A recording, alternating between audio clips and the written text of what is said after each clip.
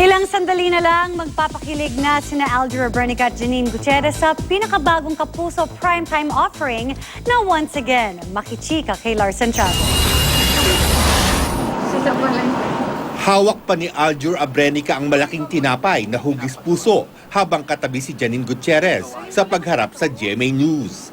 Ito raw ang simbolo ng pagmamahala ng kanilang karakter na sina Edgar na isang panadero at Rain na isang mayamang dalaga sa pinakabagong primetime offering ng GMA, ang Once Again.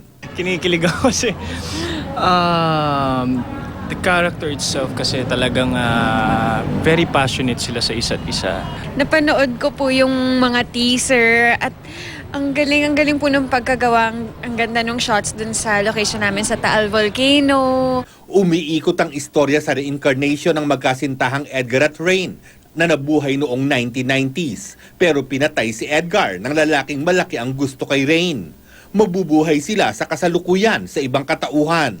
Maitutuloy pa ba nila ang pag-iibigan? Gayong buhay pa rin ang lalaking pumatay sa kanila noon. Nung una ko pang nabasa yung kwento, sobrang na-excite ako kasi dalawa nga po yung character. Tsaka yung pag-ibig nila, sobrang matindi. Nung naraman kong reincarnation, hindi na ako tumigil sa pagre-research about sa reincarnation para mas ma-build up pa yung character. Mapapanood ang Once Again simula ngayong gabi pagkatapos ng Poor Señorita dito sa GMA. Lars Santiago, updated sa Showbiz Happenings.